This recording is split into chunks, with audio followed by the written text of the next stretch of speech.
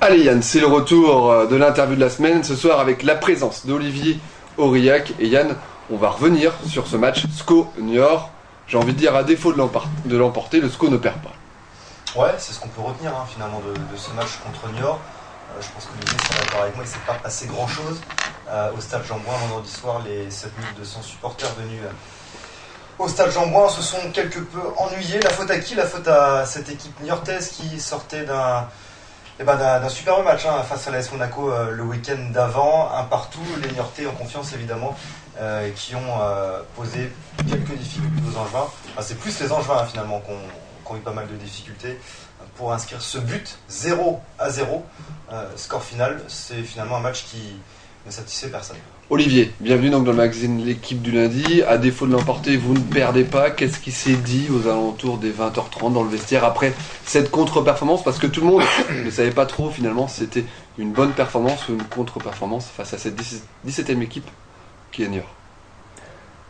C'est vrai qu'il y avait un peu de déception après le match parce que on n'a pas tout fait pour pouvoir remporter ce match-là contre cet adversaire qui on l'avait vu à travers des vidéos, compliqué à manœuvrer parce que quand elle a le ballon, c'est vraiment des joueurs intéressants, donc qui font pas n'importe quoi dans l'utilisation du ballon. Et puis nous, je pense qu'on a manqué aussi un petit peu de fraîcheur physique pour pouvoir marquer un petit peu ce but et qui nous aurait fait du bien. Maintenant, c'est vrai que ça reste une contre-performance parce que c'est quand même à la maison et quand on est en haut du classement, c'est vrai que c'est jamais bon de laisser des points à domicile sur les concurrents directs, donc ça, on peut dire que c'est une petite déception quand même. Bon, Romain, du Corée de l'Ouest, qu'on félicite, ta nouvelle arrivée au journal du Corée de l'Ouest.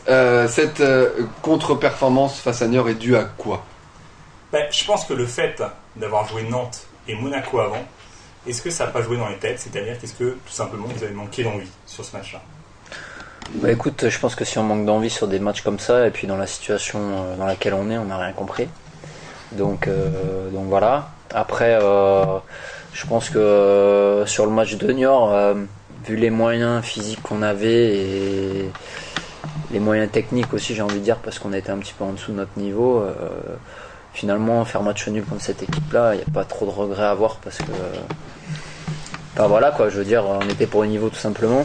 Et puis je pense que les regrets, il faut plus les avoir sur le match de Nantes et le match de Monaco, où Monaco, même s'il y a 10 contre 11, même si ça reste Monaco avec la qualité qu'ils ont, je pense néanmoins qu'on doit gagner, et à Nantes on doit au moins faire match nul, donc on peut dire que on peut avoir des regrets pour Niort, mais au vu des moyens qu'on possédait sur ce match-là, je pense que le nul est logique, quoi. Et somme toute logique. On en parlait en après-match ensemble, Olivier, c'est peut-être trop de disparité physique entre certains joueurs. Un Richard Socrier qui est en cours de rentrée en compétition. Il y a beaucoup de différences sur le plan physique. C'est peut-être ça justement, quand il y a des différences sur le plan physique de certains joueurs, forcément le collectif... Ouais, puis aussi on arrive sur des périodes où on attaque les terrains gras, donc peut-être qu'on a un petit coup de moins bien physique en ce moment. Après, il y a des garçons qui nous rejoignent, qui commencent leur saison, notamment pour Richard. Après, c'est vrai que devant, il y avait Alarbi qui était pas au top physiquement, Yorick, Diego Gomez qui fait sa rentrée. Moi j'ai eu un petit pépin la semaine d'avant, donc c'est vrai qu'on n'était pas tous sur le même pied d'égalité physiquement. Donc on sait que en GESCO, si on n'est pas tous à 100%, on n'a pas l'effectif d'un Monaco ou d'un Nantes qui permet de faire tourner plus régulièrement. Donc, c'est peut-être ça. Finalement, Yann, la raison, la disparité il y a sûrement de ça. Et puis, je sur les plans physiques. Il ne faut pas se mentir, jouer Niort, ça aide pas pour rendre une belle copie. Tu sais très bien que pourtant, c'est une équipe joueuse. Ouais, mais bon, tu joues Nantes ou tu joues Monaco, tu sais très bien que tu auras des espaces, tu auras la possibilité de pouvoir marquer des buts. Et je crois que ce type d'équipe, moi, ça me fait penser un peu au match contre Monaco, je suis d'accord avec toi. Contre Nantes, ça s'est pas vu, il n'y avait pas trop de brèche. Je vais comparer un autre match. Moi, j'ai bien suivi Nantes-Châteauroux et c'est un peu pareil. T'as une équipe qui derrière se fait bloc dans son propre camp. Donc c'est vrai que ça n'aide pas. Et effectivement, c'est déjà des équipes qui sont aussi en recherche de points, donc qui vont tout faire pour amener ne serait-ce qu'un nul. Donc t'as pas forcément de risque de prise de l'autre, et pour avoir un beau match, il faut aussi 2 équipes. C'était pas le cas en vrai. Pour renforcer ce que dit Yann, il faut quand même savoir que Niort, depuis le début de la saison, en 13 matchs, fait 8 matchs nuls. Et c'est vrai que c'est la moins bonne attaque et la 3e défense, quoi. Donc c'est vrai que seulement 11 buts marqués, 11 buts encaissés. C'est une équipe qui se livre pas beaucoup et qui propose pas beaucoup de jeux. Et ça doit pas être évident aussi de déstabiliser ce bloc-là, quoi. Alors, il le disait, Olivier, également, Jérémy Hénin, le national, d'où vient cette équipe niortaise, parce que Niort est promu, c'est la guerre. Est-ce que c'est une équipe différente à jouer, une équipe qui monte de national en Ligue 2, plus à une équipe comme Monaco ou comme Nantes? Parce que là on les compare parce que c'est des matchs qui sont suivis. Ouais, puis on les compare parce que c'est des matchs rapprochés aussi, donc tout de suite la comparaison est plus facile. C'est qu'on avait joué Monaco il y a 2 mois et Nantes dans 15 jours, enfin même si on les a pas joués, je veux dire. Ouais. Admettons, on en parlerait beaucoup moins. On en parlerait beaucoup moins, quoi. Il y aurait moins de comparaison. Après, c'est vrai, comme tu l'as bien souligné, c'est quand même une équipe qui est en recherche de points, qui est 17ème, donc qui est venue faire bloc, qui a quand même joué à 3 milieux. Donc nous, c'est vrai qu'on a une équipe quand même où on passe essentiellement beaucoup dans l'axe du but, quoi. Donc c'est vrai qu'ils nous ont bien cadenassé un peu l'axe et on a été un petit peu ennuyés. Puis je pense qu'on n'a pas su répondre aux problèmes que nous ont posé les Niortais tactiquement. Donc voilà, on a voulu essayer de jouer un petit peu notre football avec des meilleurs récupérateurs nortiques qui venaient chercher assez haut. On aurait peut-être dû sauter une étape à un moment donné. On aurait dû peut-être sauter une étape dans la préparation. Voilà, maintenant c'est toujours plus facile d'analyser après que sur le terrain. Donc maintenant je sais que c'est votre travail. Voilà. Qu'est-ce qu'il disait Stéphane Moulin après le match? C'est vrai que lui sur son analyse, il parlait plus des sifflets en fin de match. On restait un peu sur notre fin. Ouais, après axer une conférence de presse là-dessus. Je pense qu'il surtout qu'il n'y a pas une bronca quand même. Non, c'est vrai que honnêtement j'avais pas forcément fait attention, on m'a fait reprocher après, c'est vrai que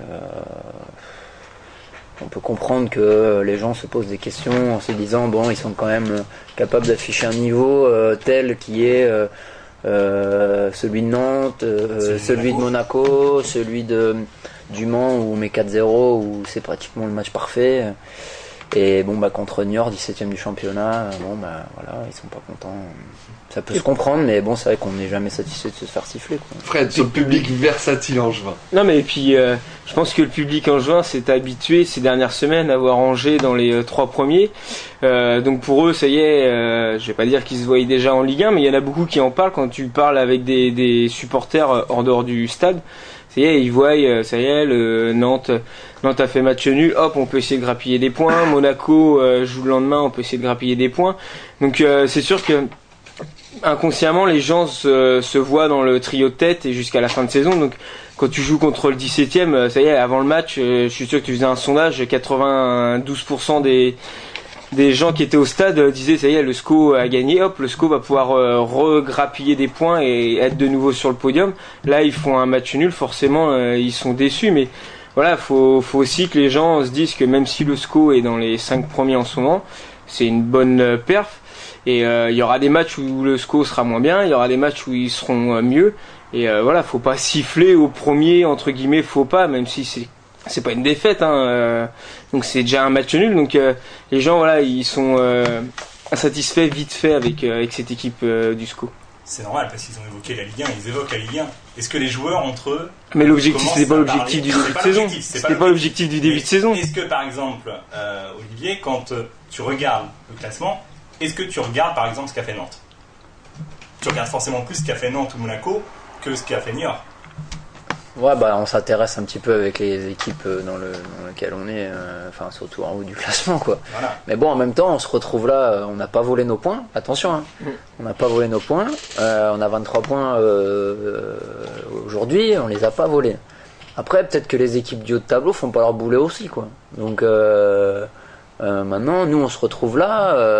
C'est pas par hasard non plus. C'est pas par hasard non plus, mais quand tu vois la début de saison de Monaco, c'est moyen quand même. Ils sont peut-être deuxième, je crois, ou premier, voilà. Ils ont combien de points? Ils ont 26. On s'était dit à Monaco, au mois de décembre, ils sont montés quand même au début de saison. Parce que Olivier, Romain, a dit clairement Monaco est intouchable cette année. Qu'est-ce que tu moi je pensais qu'au départ ils étaient intouchables, mais je le dis encore. Non, mais je pense honnêtement qu'ils iront incontestablement. On a l'impression qu'ils ont la chance. C'est sûr, ils vont y aller de toute manière. Mais ce que je veux dire, c'est qu'ils survolent pas le championnat, quoi. Alors que ça devrait être une équipe qui doit avoir 4-5 points d'avance. Ils sont en tête quand même. Oui, ils Sans sont en jouer. tête, mais je trouve Égalité que. avec Nantes. Ah, mais tu vois, tu Ouais, mais je compares trouve qu'ils sont en tête si tu veux, mais c'est pas la suprématie monégasque. Ah non, c'est Voilà. Nico, un petit mot avant d'écouter Jérémy. Pour revenir justement sur la suprématie du championnat, t'es au club maintenant depuis 6 années. Est-ce que cette année aussi le championnat est pas beaucoup plus dense que Ouais. les années précédentes? Ouais, je pense aussi. Ouais. Je suis d'accord avec toi. C'est vrai qu'il y a beaucoup d'équipes qui peuvent prétendre à aller en Ligue 1, quoi. Parce que tu regardes le match de ce soir, Lens-Caen, c'est quand même 2 belles équipes qui elles vont prétendre Non, ça va mieux. à la montée. Maintenant, on est quand même à la 13e ou 14e journée. 14e journée. Vous avez l'impression quand même qu'avec l'effectif, je suis désolé, Flo, Bah, que surtout, vous avez on cette va en année, parler après. bon, bah, On va en parler Allez, après. vas-y, t'es le chef. On Non, mais vas-y. on Fais va en comme parler chez toi. après de la journée Lens-Caen, également quand le prochain adversaire d'Angesco. On écoute Jérémy Nain qui parlait en après-match de cette équipe niortaise et qui la comparait à un peu une équipe guerrière.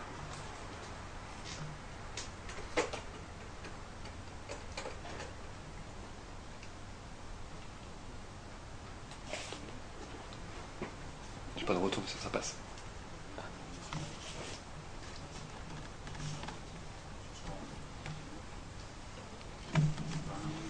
C'était un derby. J'avais facile à jouer un derby.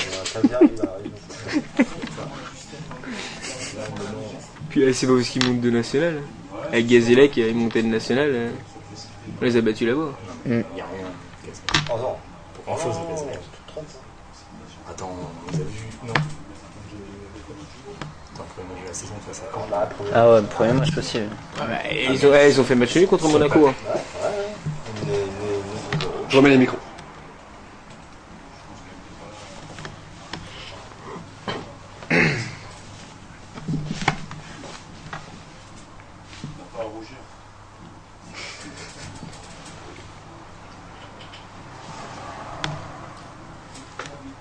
Voilà, Jérémy Nain qui disait clairement que on n'a pas à rougir face à ce genre de formation qui a un classement qui ne reflète pas forcément son niveau de jeu actuel. C'est clair, hein, cette équipe niortaise qui réussit très très bien face aux grosses. Est-ce que ça s'est joué un petit peu aussi sur la préparation de match? On sait qu'elle a été compliquée cette semaine du côté d'Angesco avec un Claudio Quechero qui a mis du temps à savoir s'il allait être opérationnellement en histoire. Là, c'est le mois de novembre et il y a quand même quelques petits pépins physiques qui arrivent. Mais il y a des rayons de soleil comme Richard Socrier qui remet dans le groupe. Ouais, après, comme je le disais tout à l'heure, on arrive dans une période où les terrains sont gras, où les corps commencent peut-être être un petit peu fatigués du début de saison. Voilà, il y a plein de causes, mais bon, ça fait partie d'une saison aussi, donc voilà, on est peut-être un petit peu moins bien en ce moment, et encore que sur ce match, on l'est peut-être un petit peu moins, mais c'est pas flagrant non plus, quoi. On n'est pas comme l'année dernière, au mois de février, quoi.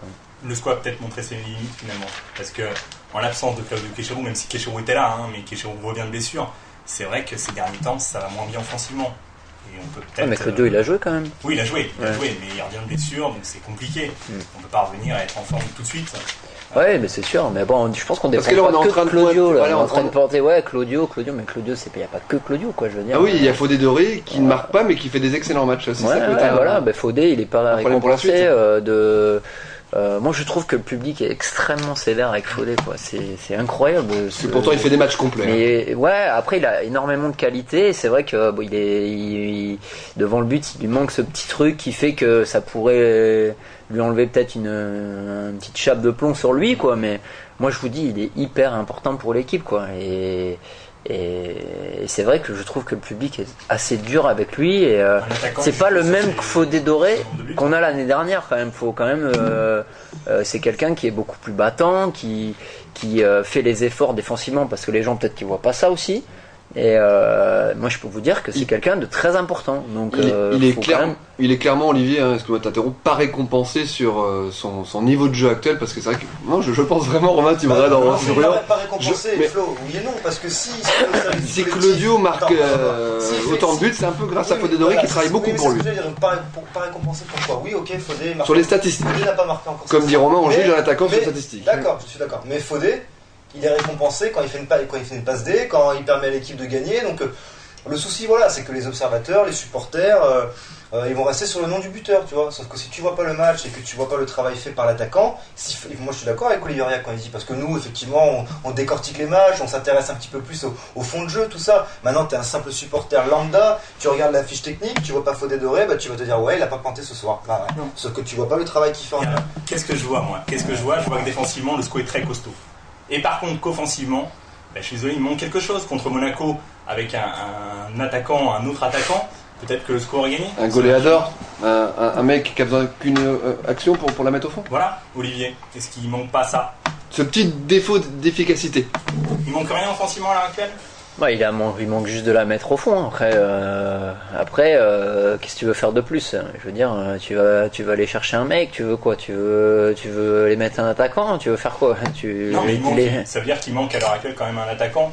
On peut dire au SCO d'Angers, même s'il y a le retour de Socrier, peut-être qu'il manque... Attends Romain, mais tu peux pas jouer avec 4 buteurs, 4 mecs en Russie, 4 mecs qui ont la même... tu vois donc, non, mais il manque quelque chose. Défensivement, on a 4 défenseurs centraux. Tu prends toutes les équipes, t'as pas un mec qui chaque week-end, t'as pas 4 mecs différents qui sont opérationnels et qui vont la mettre au fond. Yann. Donc Claudio, il a été en réussite, il a planté 9 buts, d'accord. Là, il est un peu moins bien, mais on disait Yann, pas ça. Justement, on va ouvrir le débat, on va rappeler les scores de cette journée de championnat, après on va parler du débat. Le SCO donc est tenu en échec 0-0 face à Niort. On se posera la question si c'est un bon ou un mauvais résultat. Arles-Avignon perd 101 et c'est le carton de la soirée face à Laval 3-0. Dijon l'emporte 2-0 face à Nîmes. Sedan l'emporte 1-0 au Gazélec. Guingamp, Tours c'est du 0-0. Istres l'emporte 1-0 face au Mans. Le Havre où rien ne va plus perd 3-1 face à Clermont. Et Jean-François Rivière devrait être de retour bientôt dans le groupe. Je crois que ça va beaucoup mieux entre Régis Brouard et Jean-François Rivière.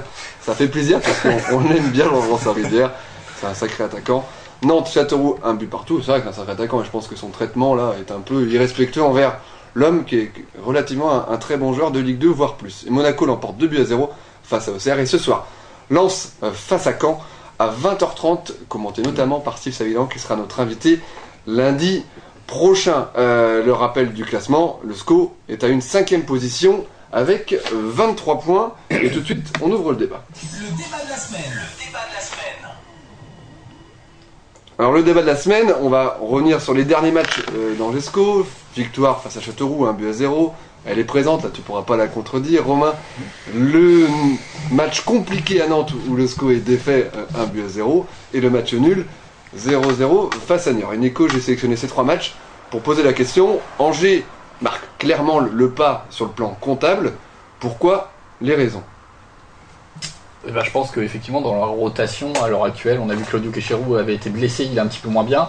On a vu aussi que Ravé était un petit peu moins bien alors qu'il avait fait un gros début de saison. El Jadaoui était un peu le seul homme en forme, on va dire, en attaque. Doré aussi a manqué sur le match de Nantes. Je pense que Nsamé a fait ce qu'il pouvait, mais je pense qu'un joueur comme Doré, il a manqué. Moi je pense que aussi Doré fait un très bon début de saison et ça se voit pas forcément dans les stats parce qu'il fait vraiment du travail. Contre Monaco, je l'ai trouvé vraiment excellent. Il a une bonne vision du jeu et si El Jadaoui et Ravé font un aussi bon match contre Monaco, je pense que c'est en grande partie grâce à Doré. Et c'est vrai qu'il manque des rotations. Je pense à Diego Gomez qui ne revient pas vraiment. Il loupe vraiment son début de saison. On sait qu'il a eu des petites blessures et il n'arrive pas vraiment à rentrer en début de saison. Je pense qu'au milieu de terrain, on voit que sur les défensifs, Olivier Aurillac, je trouve, fait un bon début de saison, mais derrière, à côté, non, mais c'est vrai, on l'a dit toutes les semaines. Non, c'est pas vrai, on le dit toutes les semaines. Mais à côté, c'est vrai que Friquech, par exemple, est un petit peu moins bien, moi je trouve. Et, il est dans le dur, il revient tranquillement. Mais il y a eu des petites erreurs derrière, donc je pense que c'est un cumul de pas mal de choses en ce moment qui fait que le score est un peu difficile. Exactement. Qui pèse lourd au final. Offensivement, il n'y a pas grand chose à dire sur le SCO d'Angers depuis les déplacements. Olivier, donc le SCO marque le pas, et c'est vrai que quand on regarde ces 3 matchs, Claudio ne marque pas. Alors, on va pas tirer sur Claudio, mais son inefficacité actuelle, même s'il était blessé, on a l'impression qu'aujourd'hui, quand le SCO est bien, c'est quand Claudio marque. Et quand il ne marque pas, il n'y a personne qui prend le relais. Parce que Richard Socrier est en retour de compétition, mais je pense que c'est un vrai bon attaquant, et ça, on va le savoir. Il y aura Fodé Doré. Nsamé fait ce qu'il peut. Jean-Pierre Nsamé fait ce qu'il peut. Qu'est-ce qui manque actuellement pour que le SCO soit vraiment bien dans les sommets de cette Ligue 2? Tu l'avais dit en après-match, ça tergiverse un peu devant le but. Ouais, c'est pas que ça tergiverse, je trouve qu'on manque un petit peu de connexion qu'on avait plus au début de saison. Après, ça peut se résumer à la fraîcheur physique de certains joueurs. Voilà, après, c'est vrai que ces derniers temps, on marque moins de buts sur les phases. On marque son coup de pied arrêté, mais c'est vrai que dans la création, là, au niveau de la créativité, on manque un petit peu de. Il manque un petit truc. De fluidité dans le jeu offensif. Ouais, voilà. Après, c'est vrai que heureusement que défensivement, on est très solide. Mais c'est vrai qu'offensivement, on a des petits courts-circuits. C'est pas un peu frustrant ça pour vous par exemple? Si, c'est un peu frustrant, mais c'est tellement dur de marquer des buts dans le football c'est tellement dur d'être attaquant que c'est trop facile de taper sur les attaquants, de dire ouais ils sont pas bien ou c'est le travail de tout le monde quoi. Je veux dire peut-être que nous on peut essayer peut-être à un moment donné de dépasser nos fonctions aussi, peut-être faire un petit peu plus. Parce que on le voit, Claudio quand il sort, il est clairement déçu, il hoche la tête et il veut encore marquer des buts. Et c'est vrai que depuis quelques semaines, il a perdu un petit peu le chemin des filets, mais ça va revenir. Mais on a l'impression que si Claudio se remet à marquer comme en début de saison, le SCO peut pas craindre pour la suite, Nico. Non, mais ce qu'il nous faudrait, c'est vrai qu'il faudrait derrière Claudio qu'il y ait au moins 1 ou 2 joueurs à 3-4 buts. C'est ça qu'on est en train de en fait, voilà. Il faut des dorés font un bon début de saison, mais il manque les voilà, faut être clair, c'est vrai que ça serait bien. Bon, malheureusement, Richard s'est blessé, mais moi je vous dis que Richard c'est quelqu'un d'extra. C'est un très très bon attaquant. Il a fait donc 2 matchs retour va nous faire vraiment du bien. Ça va vraiment nous faire du bien. Après, c'est vrai que pour Fodé, on est tous déçus parce qu'on voit ce qu'il fait et ce qu'il produit sur le terrain. On aimerait qu'il soit récompensé. Et il tergiverse un peu même. Ouais, il tergiverse. Mais c'est normal, un attaquant quand il marque pas, comme tu l'as dit, c'est statistique. Et bon, malheureusement, vous êtes là pour le relever, le souligner, le surligner, envoyer un petit peu là-dessus. Donc c'est vrai que c'est un jeune joueur et mine de rien, je pense qu'il est réceptif un petit peu à toutes ces critiques. Donc voilà. Après, il nous manque peut-être quelqu'un derrière Claudio qui fait, qui reste pas à 1 but ou 2 buts, qui serait à 3-4, ça nous ferait du bien. Fred, Nico pour compléter. Et puis Olivier disait que c'est dur d'être attaquant, mais il y a aussi un autre facteur, c'est que la Ligue 2, c'est costaud quand même en défense. Défensivement, on voit que des équipes qui sont costauds, c'est pas la première ligue où tu peux dribbler 2 joueurs, l'autre il glisse, hop, tu marques, et puis voilà. C'est la Ligue 2, c'est quand même costaud. C'est une division qui, voilà, c'est les bons gardiens, il y a des bons. Quoi? C'est quand même pas meilleur que la première. Non, mais ce que je veux dire, c'est que t'as des équipes qui ont des gros blocs défensifs, qui sont très homogènes au niveau de leur défense, et des choses que tu vois pas en première ligue. Je te compare pas le niveau de la Ligue 2 et de la première ligue forcément, mais tu vois, je pense les défenses ont quasiment, voilà, il y a quelques exceptions, mais elles ont quasiment toutes le même niveau et c'est vraiment costaud. Et c'est de plus en plus dur chaque saison de marquer des buts. On voit pas un attaquant en Ligue 2 qui est à 28, 29 buts par saison. Non, monsieur Stade, il y a quelques saisons. Ouais, 24. Mais voilà, il y a 4 ans. Voilà, maintenant plus ça va, plus la Ligue 2, on l'a dit, augmente son niveau et elle augmente aussi son niveau défensivement. C'est pour ça que mais c'est plus dur aussi. L'année dernière, Fauré, il a fini à combien 16, 17 buts. Ribas, c'est d'avant avec Dijon, il a marqué aussi plus de 20. Ouais. Depuis, c'était tard. Voilà, mais c'est pas 28, 29. Quoi.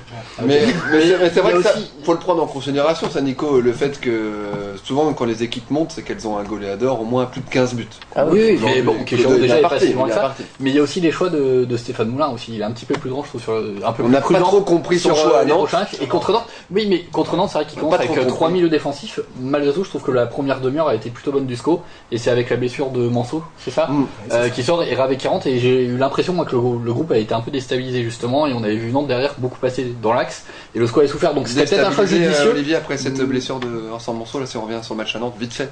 En fait, déstabilisé, disons qu'on a joué avec des joueurs qui n'étaient pas habitués à jouer, on a joué avec Charles Diers qui a pris la place de Vincent, et c'est pas forcément un joueur spécialiste du poste. Donc, il avait fait un gros match en match amical à ce poste-là, Charles. Ouais, mais il joue à 2.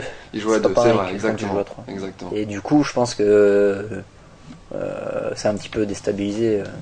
Mais c'est un choix offensif, en tout cas en moins que de Stéphane Moulin. Je pense qu'aussi il a peut-être été plus prudent en voyant qu'il jouait les grosses équipes, et ça explique aussi peut-être moins de buts en ce moment. Puis Nantes, il avait pas trop le choix quand même. Parce que Kéchirou était pas apte à pouvoir jouer, et voilà, là je pense que contre Nantes son choix il est pas bizarre, c'est juste logique. Il aurait pu mettre Ravé, il l'a déjà fait à Uniravé. Il était juste aussi physiquement. Non, mais après, faut pas revenir forcément sur les choix tactiques, parce que globalement ils ont été bons depuis le début de la saison. De Stéphane depuis Moulin, 2 ans. depuis 2 ans, ouais, c'est plutôt pas mal, ça change. Et qu'est-ce que je veux dire? Oui, non, le vrai problème, c'est que le SCO d'Angers, à l'heure actuelle, a quand même 4 défenseurs centraux exceptionnels quand même. Et vous mettez n'importe qui, ça marche. Couturier, Hénin, Boyer, n'importe qui. Offensivement, c'est pas le cas. Même Vincent Boyer qui est Couturier, c'est pas compté. Zoro, je rajouterais tout ça. Et des camps qui a été utilisé aussi. Donc voilà, mais la différence, c'est que défensivement, Stéphane Moulin peut faire ce qu'il veut, pas offensivement. Pour moi, c'est ça. Allez, maintenant on passe à l'appétit. L'appétit du SCO vient en mangeant, confère la dalle angevine. Olivier, c'est vrai que le SCO là aujourd'hui est bien positionné dans cette 5e position de ce classement de Ligue 2.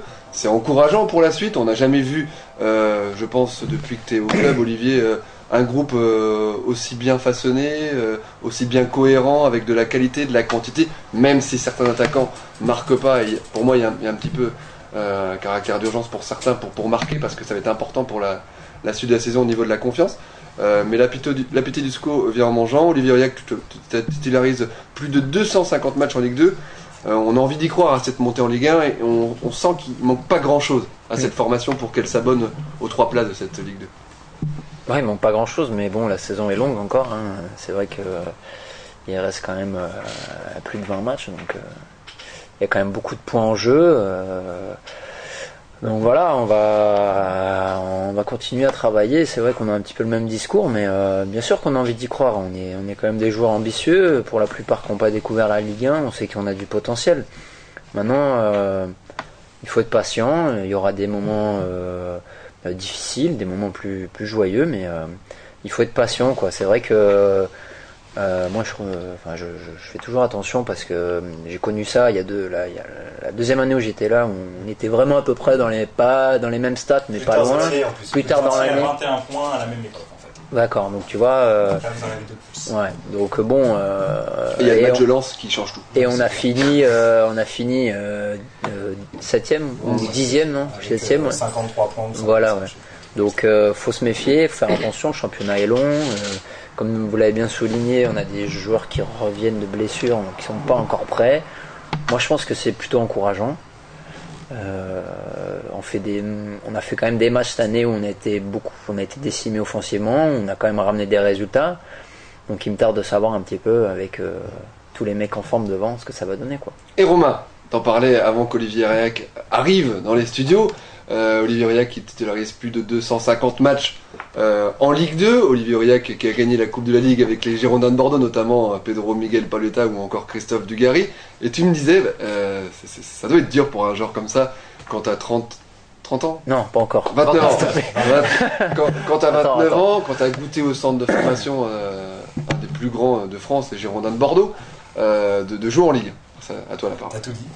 T'as tout dit, c'est-à-dire qu'évidemment, vous avez quand même été formé aux Girondins de Bordeaux, qu'après vous allez en Ligue 2 donc pour vous aguerrir, et depuis 2004 vous êtes en Ligue 2. Est-ce qu'il manque pas quelque chose finalement? Bah si, parce que sinon j'y serais. Donc voilà. Qu'est-ce que tu veux que je te dise? Qu'est-ce qui manque? Je sais pas. Non, parce qu'on a l'impression là que la Ligue 1 n'a jamais été aussi proche pour toi, pour le club. C'est quand même un objectif. Là, on parle de la carrière personnelle. Oui, après, quand on a la possibilité d'être dans le bon wagon, on va tout faire pour essayer de l'accrocher. Maintenant, ça reste un objectif personnel, collectif. J'espère que ça le deviendra au fur et à mesure de la saison.